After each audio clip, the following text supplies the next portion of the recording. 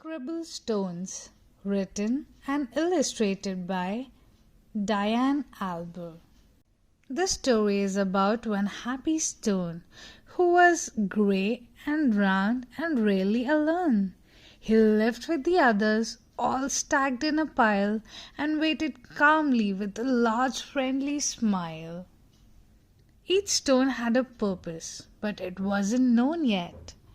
Some would be landscaping, and some a stone pet. There were so many things that the stone could be. The hardest part was just waiting to see. Stone knew that this purpose would brighten someone's day. He just wasn't sure how or in what kind of way. He imagined the things that he might soon become as he watched all the stones get picked up one by one. But this happy face slowly turned to a frown as he watched the tall pile start to dwindle on down. And although he was worried, he tried not to care until it was clear he was the last one there. Then it finally happened. Stone was quickly picked up. He was placed on a desk next to a very large cup. As Stone looked around, he thought, "This is so great!" But he soon discovered he was dull paperweight.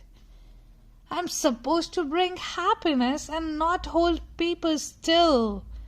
There must be a mistake. This just can't be my skill." Then all of a sudden a splatter flew high, and then some bright scribbles came wiggling by. They were headed right towards the short paper stack, and they filled up the paper on the front and the back. They were all making art. It was happening so fast. Stones feared that the paper would simply not last. He couldn't believe just how much the pile grew. Then he heard a small cry from a fun splatter crew. "We knew that this pile was getting too tall. There is no more paper. We have used it all." The scribbles all cried. They now saw it too. "This is a disaster. Oh, what will we do?" Stones didn't want the scribbles to cry. So he thought of something that they all could try. He slowly rolled down the very large pile and said, "I know how to make you all smile. I know I'm not a paper, but I like art too. Do you think you could spare some red, yellow, and blue?" They loved the idea and couldn't wait to start. Scribble began making a happiness heart. Splatter then painted some pale baby blue. Another scribble added a sunny gold hue.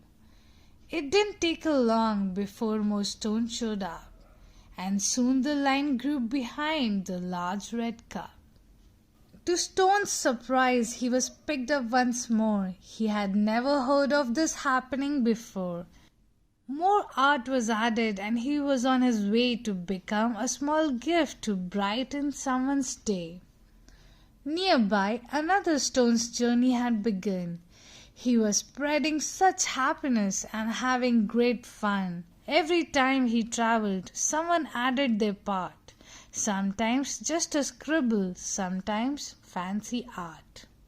With each new layer, there was a story to share, and soon scribble stones were seen everywhere. They traveled the planet. It was quite an event, bringing happiness and fun wherever they went.